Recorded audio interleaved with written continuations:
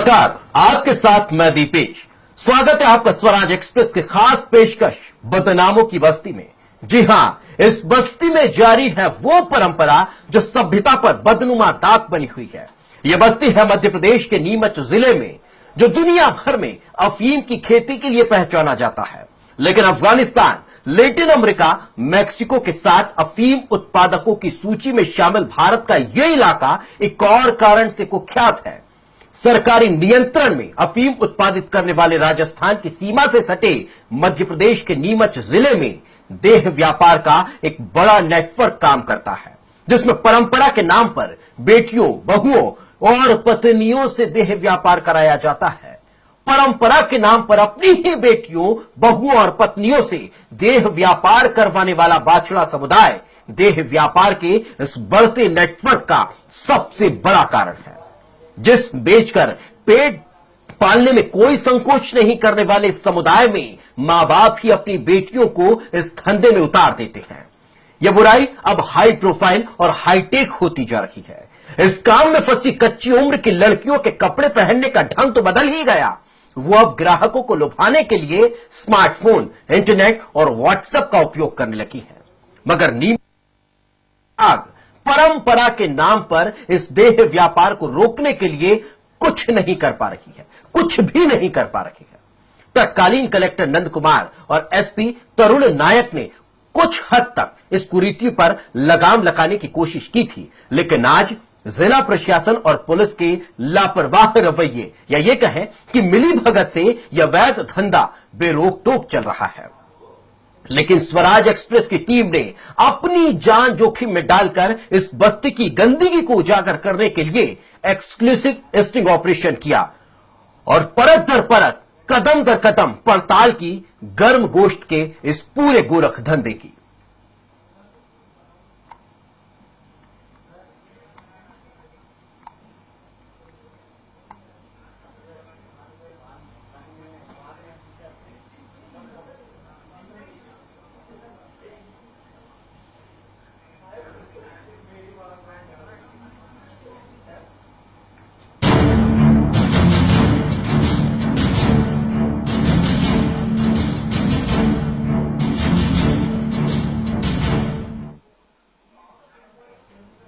तो जिस्म बेचकर पेट पालने में कोई संकोच नहीं करने वाले बाछड़ा समाज में मां बाप ही अपनी बेटियों को धंधे में उतार देते हैं। पति ही पत्नियों के लिए ग्राहक ढूंढ कर लाते हैं, वो भी हाई प्रोफाइल और हाईटेक तरीके से। ग्राहकों को लुभाने के लिए स्मार्टफोन, इंटरनेट और व्हाट्सएप का उपयोग किया जाता है। आपको बता दें कि देवास में अर्ध घुमक्कड़ और विमुक्त घुमक्कड़ जाति सम्मेलन में सीएम शिवराज सिंह चौहान ने कहा था कि बाछड़ा समुदाय की बेटियां हैं। इन नाबालिग बेटियों से जिस्म फरोशी का देह व्यापार कराया जाता है। इसे मैं कतई बर्दाश्त नहीं करूंगा, क्योंकि समाज के युवा देह व्यापार से आगे निकल कर आना चाहते हैं।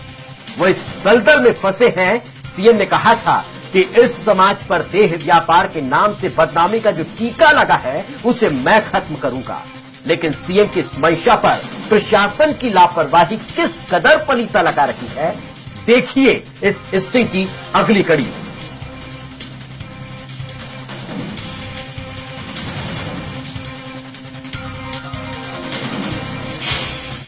कितने बजे लोगे? पुलिस तो नहीं आई? कहाँ ले जाओगे? हाँ? पुलिस आ गई तो? नहीं आती है, पुलिस में तो भी आते हैं। रात को आती है? हाँ? 200 रुपये से कम नहीं? 200 रुपये लगेगा, आराम से काम करवा देंगे। तो और ज्यादा जानकारी के साथ स्वराज संवाददाता मनीष फोन लाइन पर मौजूद है। मनीष, लंबे समय से ये सब चल रहा है, बेरोक टोक ये जिस्म फरोशी का खेल यहां पर धड़ल्ले से चल रहा है, लेकिन लगाम आखिर क्यों नहीं लग पा रही? क्यों इन युवतियों को पुलिस का डर नहीं है? दीपेश जी, बताना चाहूंगा कि ये धंधा करीब यहाँ से सालों अंग्रेजों के जमाने से चला आ रहा है। इसके लिए पुलिस के द्वारा कभी कोई प्रयास नहीं किया गया। इस इलाके में करीब 25 गांव है, जिसमें से 19 गांव में परंपराओं के नाम पर बेटियां को जिस पर हम गिरफ्तारी कराई जाती है। इस फरोती का ये बुरा, इस गांव के अंदर जिस फरोती को बुरा भी नहीं माना जाता है, हाईवे पर निकलने वाले वाहनों को ये इशारा करके रोकती रहती है और 200 रुपए मात्र में इस तरह का यहाँ धंधा किया जाता है। बिल्कुल, लेकिन मनीष, इस तरह से जब यहां पर धंधा चलता है, इसकी सभी को मालूमात है, सभी को भनक है। कुछ पहले के अधिकारियों ने कोशिश भी की कि इस गोरख धंधे को बंद किया जाए। खुद सरकार इस पूरे मामले में संजीदा दिखाई दे रही है। वो चाहते हैं, मुख्यमंत्री चाहते हैं कि ये मुख्य धारा से जुड़ जाएं और अच्छा जीवन व्यतीत करें, लेकिन उसके बाद भी कमी कहां पर आ रही है? क्या जनप्रतिनिधि यहां पर साथ नहीं दे पा रहे? जी, हमने स्टिंग ऑपरेशन किया था, उसमें कई रेलवे चीज की बात है कि वो पुलिस का कोई डर या खौफ इनमें नहीं देखा गया है। इनका सीधा सा कहना है कि तरुण नायक जब एसपी थे, जब हमारे यहाँ कार्रवाई होती थी, अब ऐसा कोई अधिकारी नहीं है जो यहाँ पर आकर कार्रवाई करे। हम महीने की बंदी पुलिस वालों को देते हैं। नंद कुमारन कलेक्टर थे, उन्होंने भी इसके लिए काफी प्रयास किए और वो खुद इनके बाछड़ा डेरों में गए, उन्होंने सबको बुलाकर उनका एक कार्यक्रम का आयोजन किया, उनसे बातचीत की, उनको हर तरह का व्यवसाय से जुड़ने के लिए उनको ऑफर किया। बाकी कोई महिला इस धंधे से बाहर निकलने को तैयार नहीं हुई। अंत में जाके कलेक्टर और एसपी तरुण नायक ने इसके लिए एक पहल की और तरुण नायक ने इस पर कार्रवाई करना शुरू की। तो उस वक्त करीब सारी तरफ से धंधा बंद हो चुका था। जैसे इसमें हस्तांतरण तरुण नायक का हुआ और उसके कुछ दिनों बाद तक ये कार्रवाई चली, उसके बाद इस कार्रवाई को बंद कर दिया गया। और आज ये खुलेआम इस रोड पर आने वाले हर वाहन को ये रोकती है, कार्रवाई करती है। पुलिस वाले वाहन निकलते हैं उनको। बिल्कुल मनीष, मैं आपको रोकना चाहूंगा। हमारे साथ additional SP Rakesh ji phone line पर मौजूद हैं। राकेश जी, मैं जिक्र कर रहा हूं नीमच में चल रहे, धड़ल्ले से चल रहे देह व्यापार का, कब तक आखिर इस पर रोक लग पाएगी और किस तरह से पुलिस अब काम कर रही है? देखिए, क्या है कि ये जो सब घटनाक्रम है, ये एक सामाजिक परिदृश्य में इसकी महत्वपूर्ण भूमिका है और सामाजिक स्तर पे हम लोग कार्रवाई कर रहे हैं। क्योंकि नीमच मध्य प्रदेश का सबसे ज्यादा साक्षर जिला है और हम समाज सेवी और एनजीओ के माध्यम से काफी कार्य किया है और आगे भी हमारी प्लानिंग है कि चूंकि ये इसका स्थायित्व और स्थायी हल वही है कि सामाजिक परिदृश्य में उनको अवेयर करना और शिक्षित करके और उनको रोजगार उन्मुखी कार्यक्रम में शामिल किया जाए, जो शासन की मंशा है। जो कानूनी अपराध पंजीबद्ध ठीक पहलू है, लेकिन अपराध पंजीबद्ध के बाद जो पुनर्वास है वो बहुत जरूरी है, क्योंकि अगर हम उस व्यवस्थाओं से इनको नहीं निकालेंगे तो फिर जी राकेश जी। हाँ जी, मैं ये समझना चाह रहा हूं राकेश जी कि आखिर दिक्कत कहां महसूस हो रही है पुलिस को? आपको ज्ञात होगा, नंद कुमार जी जब कलेक्टर हुआ करते थे, जब तरुण नायक यहां पर एसपी हुआ करते थे, तब भी सख्ती दिखाई गई थी। तब अमूमन ये हो गया था कि हाँ, यहां पर देह व्यापार पुनः बंद हो गया था और ये परिवार अब उन दोनों अधिकारियों से डरने भी लगे थे। लेकिन अभी इस तरह की स्थिति क्यों नहीं हो पा रही? देखिए, अभी अगर आप लोग आंकड़े देखेंगे तो जो पहले अपराध जिस प्रकार पंजीबद्ध हुए, वो अपराध अभी भी हमारे 4-5 थाना क्षेत्रों में लगातार पंजीबद्ध हुए हैं। तो पुलिस कार्रवाई तो अपने स्तर से कर रही है, क्योंकि अगर हमारे पास कोई सूचनाएं आती हैं और अगर इस प्रकार की घटनाक्रम घटता है तो अपराध तो पंजीबद्ध हो रहे हैं। लेकिन हम लोगों का सोच ये है कि अपराध पंजीबद्ध एक कोई स्थायी हल नहीं है। मतलब ठीक है, आप अपराध पंजीबद्ध करते जाए और लेकिन इसके साथ साथ सामाजिक सराप जो अपना व्यवस्था है, तो उसमें कहीं न कहीं हमको मुख्य जो हमारा जो भूमिका है लोगों की, जो ये लोग बच्चे के पढ़े और समाज की मुख्य धारा से जुड़े, ये महत्वपूर्ण है। तो इसमें हम लोग जन जागरण अभियान भी चला रहे हैं, लोगों से बात भी कर रहे हैं और जहां सूचना मिल रही तो कार्रवाई तो हम लोग कर रहे हैं और अपराध पंजीबद्ध भी किए हैं। कितने परिवार हैं राकेश जी इस पूरे एरिया में? ये परिवार करीबन ये मान के चलिए हमारे 4-5 थाना क्षेत्रों में ये है आपका करीबन मान लो 150-200 परिवार तो होंगे, क्योंकि इसमें आपका नीमच में नीमच थाना, नीमच कैंट, नीमच सिटी और मनासा और आपके ये अपना जीरा में 4-5 थानों में है इनका, कुछ गांव में इनकी बस्ती है और उनमें चूंकि हम लोग गश्त के दौरान और बाकी जो भी सूचना मिलती है उनमें हम लोग कार्रवाई कर रहे हैं और जो इनकी गणना हुई है वो गणना के आधार पे भी हम लोग जो है चिन्हित करके उनसे अलग अलग बात करेंगे, क्योंकि हम लोग ये चाह रहे हैं कि प्रत्येक व्यक्ति से हम पृथक बात करें। अभी स्थिति क्या है कि पुलिस जाती है तो लोग भाग जाते हैं, तो हम चाहते हैं कि इनके जो पुरुष वर्ग के लोग हैं, मतलब महिलाओं के खिलाफ पुरुष वर्ग की क्या भूमिका है और वो अपनी जिम्मेदारी का निर्वहन क्यों नहीं कर पा रहे, समाज की मुख्य धारा से क्यों नहीं जुड़ रहे, इस संबंध में हम लोग जो है जन जागरण अभियान भी चला रहे हैं और अपराध भी पंजीबद्ध कर रहे हैं। चलिए, उम्मीद यही है कि जल्दी से जल्दी आप कार्रवाई करें, कार्रवाई ऐसी करें कि लोगों को जागरूक किया जाए। अगर ये जागरूक होंगे तो इस तरह की कुरीति की ओर अब ये ध्यान नहीं देंगे और मुख्य धारा में जुड़ जाएंगे, ताकि इन लोगों का भी जीवन यापन अच्छे से हो सके। बहुत बहुत शुक्रिया राकेश जी हमारे साथ चर्चा में जुड़ने के लिए। तो देखा आपने, नीमच जिले की पुलिस खुलेआम चल रहे इस देह व्यापार पर कोई अंकुश नहीं लगा पा रही है। बातें भले बड़ी बड़ी की जा रही हो, हालांकि 28 मई 2015 से 21 दिसंबर 2015 तक तत्कालीन कलेक्टर नंद कुमारम और एसपी तरुण नायक ने सख्ती दिखाते हुए इस गोरख धंधे पर रोक लगाई थी। आज भी इन अधिकारियों के नाम से बाचुड़ा समाज डरता है। फिलहाल आपको दिखाते हैं स्वराज एक्सप्रेस की टीम द्वारा किए गए स्टिंग ऑपरेशन की अगली कड़ी। कितने बच्चे लोग और लड़के, छोटी लड़कियां हैं क्या?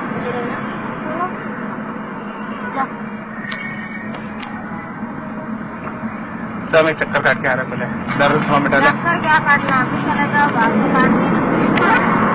पुलिस तो नहीं आई है ना? कितने बच्चे लोग और लड़के, छोटी लड़कियां हैं क्या?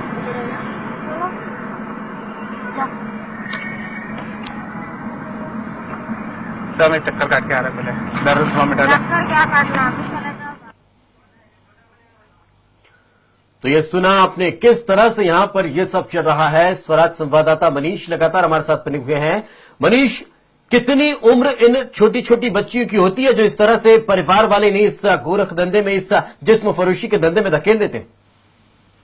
इसमें करीब 15 साल से लेकर 30 साल तक की महिला इस धंधे में जुड़ी हुई है। ऐसी कई महिला बालिका भी हमने देखी है जो इस धंधे में नहीं जुड़ना चाहती है, उनको भी इस धंधे में धकेला गया है, जबरदस्ती धकेला गया है। कई बालिका महिलाएं कई थाने में भी आई, इस बार कई बार शिकायतें भी कराई, जिनको शासन प्रशासन ने उनका विवाह करवाया। कई जो धन व्यवसाय करते हैं और इसमें कई ऐसे युवक या कई मिल जाते हैं तो उनसे उनको लव हो जाता है, तो ऐसी स्थिति में भी उनका विवाह शासन ने करवाया, उनको दहेज दिया। इस तरह के कई प्रयास किए गए हैं शासन की ओर से भी। जी मनीष, ये भी समझना चाहेंगे, आसपास के इलाकों से, आसपास के गांव से नाबालिग लड़कियों को, कुछ यंग लड़कियों को चोरी किया जाता है, उन्हें वहां से उठा लिया जाता है, तो क्या उन लोगों के भी इस धंधे में शामिल करने की कोई ऐसी यहां पर इन लोगों की मंशा दिखाई देती है, या इस तरह का कोई धंधा यहां पर वो भी चल रहा है? हाँ जी, 2 साल पहले करीब मंदसौर जिले में इस तरह के मामले सामने आए थे, जहाँ पर बाहर से लड़कियां लाकर इस व्यवसाय में जुड़ चुकी थी और वहां के तत्कालीन एसपी ने इस पर कार्रवाई की थी, तो उसमें मानव तस्करी का मामला भी सामने आया था और उसके बाद इसमें काफी कार्रवाई चली थी और ये जी बोलिए।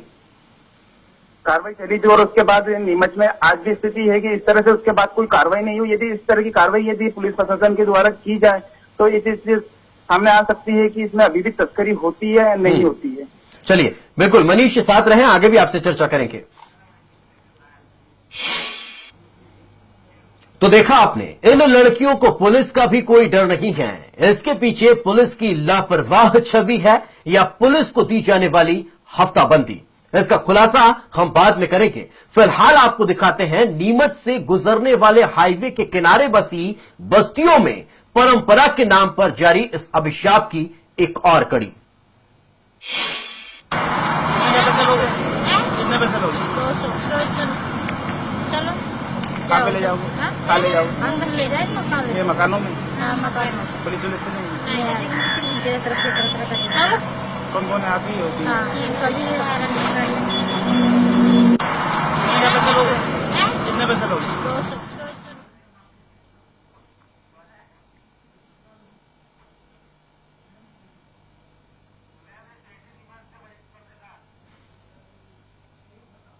तो मनीष लगातार हमारे साथ बने हुए हैं। मनीष, एक और सवाल यहां पर यह खड़ा होता है, जिस तरह से खुलेआम हाईवे पर इस तरह से ये लड़कियां खड़ी रहती है, लोग देखते होंगे, जनप्रतिनिधि देखते होंगे, पुलिस विभाग के आला अधिकारी अफसर देखते होंगे, लेकिन उसके बाद भी कुछ क्यों नहीं कर पाते? चलिए मनीष, मैं आपके साथ वापस से जुड़ूंगा। हमारे साथ सुरेंद्र जी फोन लाइन पर मौजूद हैं, ये पूर्व कांग्रेस अध्यक्ष हैं। सुरेंद्र जी, बहुत बहुत स्वागत स्वराज एक्सप्रेस पर आपका।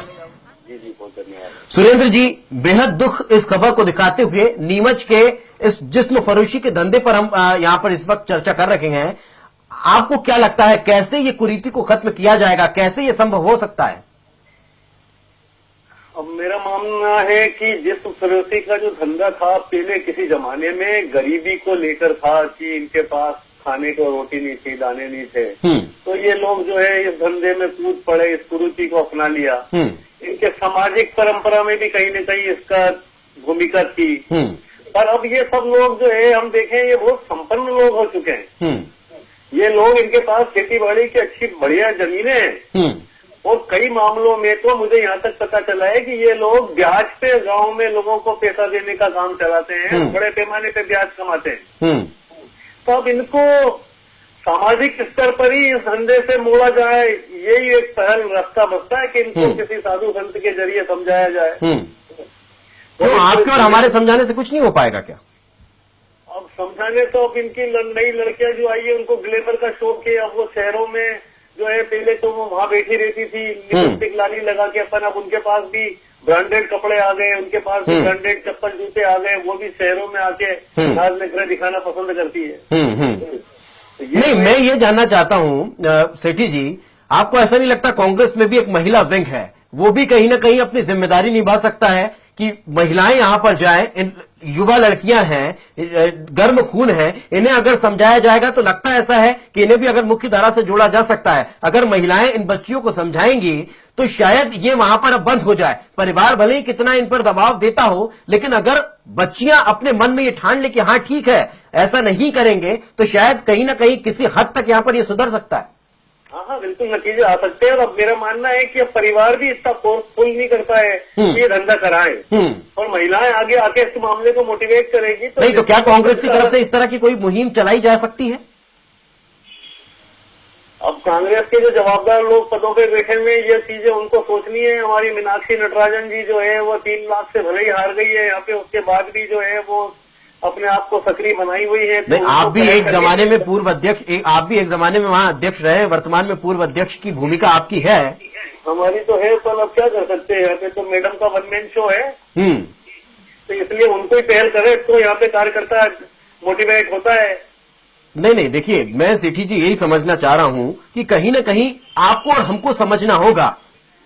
हमारी टीम वहां गई, हमने बहुत समझाया, हमने हमारा काम किया। अब कहीं ना कहीं आप लोगों की भी भूमिका यहां पर बनती है। मुख्य विपक्षी दल होने के नाते कहीं ना कहीं आपकी भूमिका ज्यादा होती है।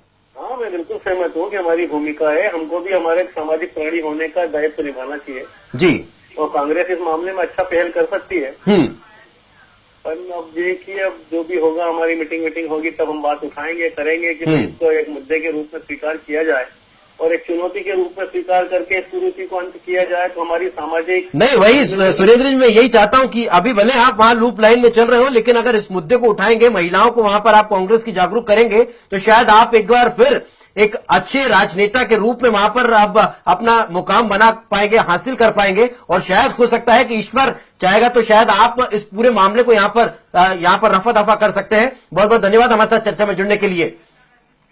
हमारे साथ collector Rajneesh Srivastava ji phone line पर मौजूद है। सर, बहुत बहुत स्वागत स्वराज एक्सप्रेस पर आपका। Thank you. रजनीश जी, नीमच का जिक्र हम कर रहे हैं, जो देह व्यापार का धंधा वहां पर चल रहा है, उसके लिए प्रशासन किस तरह से काम कर रहा है? देखिए, देह व्यापार की जो धंधे की जो शिकायत है, आम शिकायत बिल्कुल ऐसी नहीं है जी। कुछ लोग हैं जो इसमें शामिल हो सकते हैं, उनके लिए समय समय पर हमारे जो महिला बाल विकास अधिकारी हैं और पुलिस है, वो समय समय पर इनके खिलाफ कार्रवाई भी करते रहते हैं। लेकिन ये कहना कि वहाँ संगठित रूप से ऐसा कोई बड़ा भारी देह व्यापार का धंधा चल रहा है, ये गलत है। रजनीश जी, मैं माफी चाहूंगा और इस माफी के साथ मैं आपको ये बता दूं कि आपके एडिशनल एसपी इस बात को स्वीकार कर चुके हैं, आपके स्थानीय जनप्रतिनिधि इस बात को स्वीकार कर चुके हैं कि वहां पर जो बाछड़ा समुदाय है, तकरीबन 150 परिवार हैं। आपके एडिशनल एसपी ने इस बात की जानकारी हमें दी है कि ये पूरा परिवार वहां पर देह व्यापार करता है। हाईवे के वहां पर लड़कियां खड़ी रहती हैं, मोहल्ला इनका जो पूरा बना हुआ है वहां पर पूरी तरह से देह व्यापार करता है। और स्वराज एक्सप्रेस की टीम जब वहां पर पहुंची तो हमने भी यही सब देखा। देखिए, मैं फिर कह रहा हूँ, जी, वहाँ पे बांछड़ा के सिर्फ 150 नहीं, कम से कम 5000 परिवार जी पूरे जिले में, उसमें 50, 60, 100, 150 का फिगर हो सकता है, पुलिस के पास उसकी सूचना हो जी। तो बिल्कुल है, मैंने पहले भी कहा कि कुछ लोग हैं जो इसमें जो इंगेज रहते हैं उनके खिलाफ कार्रवाई भी करते हैं, और इन जनरल हम लोग जो शासन की योजनाओं के तहत इनको लोन देना, इनको सेटल करना, उस धंधे से हटाने के प्रयास करना, वो भी करते रहते हैं। तो लेकिन रजनी जी कैसे संभव हो पाएगा, क्योंकि जानकारी तो यह तक भी मिलती है कि ये लोग पुलिस से भी नहीं डरते हैं, उन्हें भी इनका हफ्ता जाता है, और ये लड़कियां खुलेआम कह देती हैं कि बिल्कुल आप टेंशन मत लो, पुलिस यहां बिल्कुल नहीं आएगी। आखिर इतनी कॉन्फिडेंस आती कहां से इन लोगों के पास? कुछ ना कुछ तो दाल में काला होगा ना। मैं खुद फिर कह रहा हूं, तो देखिए कुछ लोगों के कारण पूरे समाज को बदनाम करना ठीक नहीं है जी। बाछड़ा समुदाय में कुछ हो सकते हैं जिसमें इंगेज, लेकिन पूरे समुदाय को इसमें शामिल करना वो मेरी लोगों के लिए उनके जो पढ़े लिखे लड़के लड़कियां हैं उनको हम लोग लोन दिलाते हैं, उनको समझाते हैं कि भाई इतनी सी अच्छी सरकार की योजना है, इसमें आप अपना काम धंधा शुरू कर सकते हैं। और लकीली उसमें बहुत ने आगे काम शुरू भी किया है। मैं आपको बता दूं कि अभी जो सिंहस्थ हुआ था जी, उसमें हमारे यहाँ बाछड़ा समुदाय की ही 3 महिलाओं ने लोन लेके अपने यहाँ फूलों की खेती की थी, और उनके फूल पूरे हम लोगों ने वहाँ सप्लाई कर रहे हैं। तो एक छोटा एग्जाम्पल है, जहाँ तक 150 या 200 या 50 जो बाछड़ा समुदाय जिसका पुलिस के माध्यम से रेफर कर रहे हैं जी जी, तो मैंने फिर कहा कि 5-6 हजार परिवारों के बीच में यदि 50, 60, 100, 150 परिवार यदि किसी दूसरे काम में एंगेज हैं तो उसके लिए पूरे समाज को दोषी ठहराना ठीक नहीं। रजनी जी, पूरे समाज को हम भी दोषी नहीं मानते हैं, और हम भी उन्हें भी हम यहाँ पर टारगेट नहीं कर रहे हैं। हम सिर्फ यही कहना चाह रहे हैं, जब मुख्यमंत्री खुद कह रहे हैं कि बाछड़ा समुदाय की बेटियां भी बेटियां ही हैं, तो इन्हें इस दलदल से अब बाहर निकालना होगा, इन्हें इस गंदे कारोबार से बाहर निकालना होगा। तो क्या जिला स्तर पर कोई ऐसी मुहिम चलाई जा सकती है? क्योंकि देखिए, मुझे ऐसा लगता है कि यंगस्टर्स को ज्यादा अच्छे से समझाया जा सकता है, और अगर उन्हें समझाया जाए तो हो सकता है ये सब बंद हो जाए।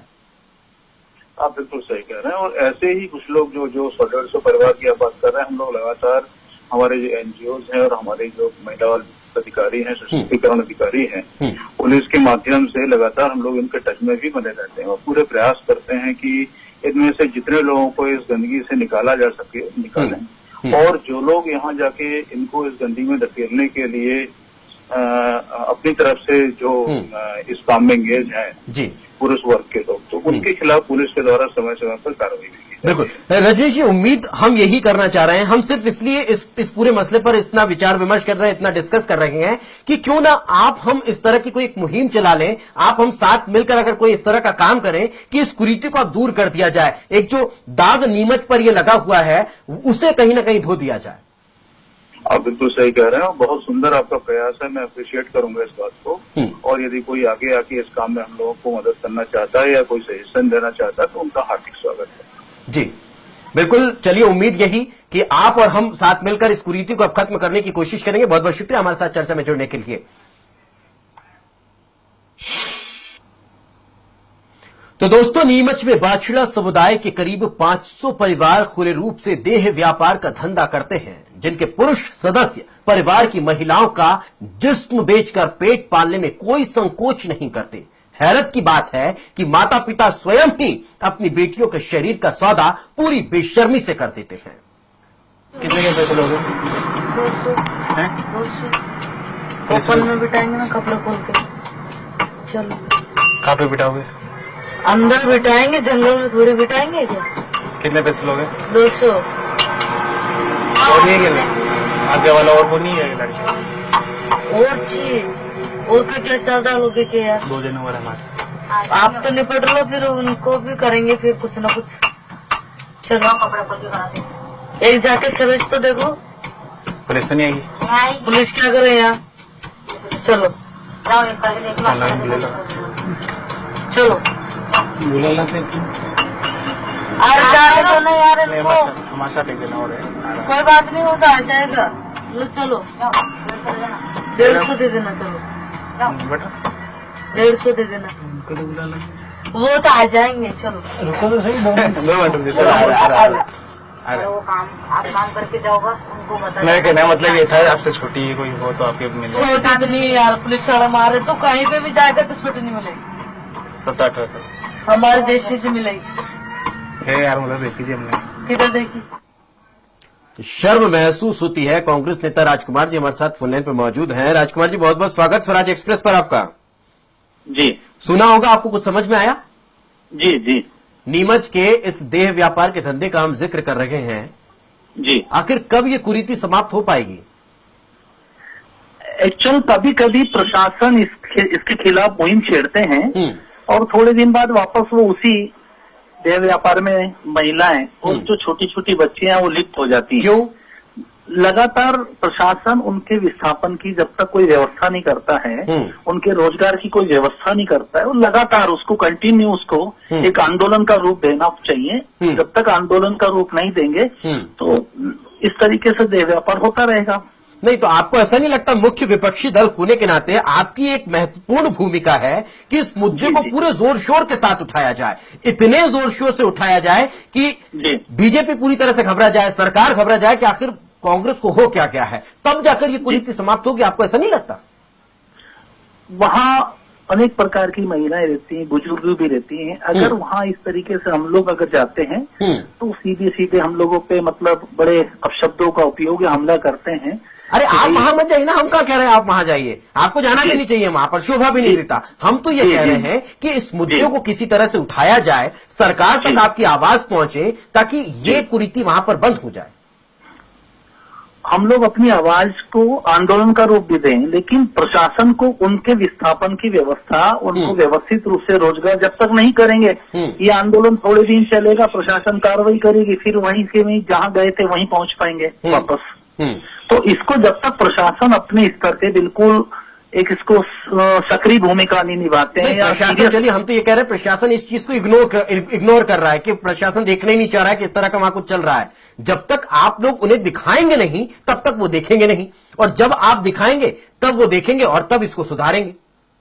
जी बिल्कुल, हम इसमें आंदोलन की तैयारी करते हैं और प्रशासन को पूरा सचेत करते हैं कि इस तरीके से जो व्यापार चल रहा है, एक्चुअल क्या 4 लेन और हाईवे पे भी ये कार्यक्रम शुरू हो गए हैं। इससे दुर्घटनाओं की संभावना रहती है और जो असामाजिक तत्व होते हैं वो इस जगह पे अपना डेरा बना लेते हैं, जिससे चोरी चकारियां होती हैं। चलिए मैं तो उम्मीद ये कर रहा हूं आपसे, मैं तो बात इस पर रखना चाह रहा था कि आप लोग अगर कुछ करेंगे तो शायद ध्यान प्रशासन का भी और सरकार का भी इस ओर जाएगा, तब जाकर इस पूरी कुरीति को बंद किया जा सकता है, इस प्रथा को वहां पर बंद किया जा सकता है। बहुत बहुत धन्यवाद राजकुमार जी हमारे साथ चर्चा में जुड़ने के लिए। स्वराज संवाददाता मनीष हमारे साथ फोन लाइन पर मौजूद थे। मनीष, आपका भी बहुत बहुत शुक्रिया। तो देखा आपने किस तरह प्रशासन की नाक के नीचे चल रहा है जिस्म का यह धंधा, कैसे नीमच के हाईवे पर सजती है गर्म गोश्त की मंडी, लेकिन इन बदनाम बस्तियों में किसकी शह पर जिस्म फरोशी का यह काला कारोबार बेरोक-टोक चलाया जा रहा है। इसकी तफसील आपके पसंदीदा न्यूज चैनल स्वराज एक्सप्रेस पर आज रात 8 बजे जनता मांगे जवाब में दिखाई जाएगी। इसलिए लगातार देखते रहिए स्वराज एक्सप्रेस।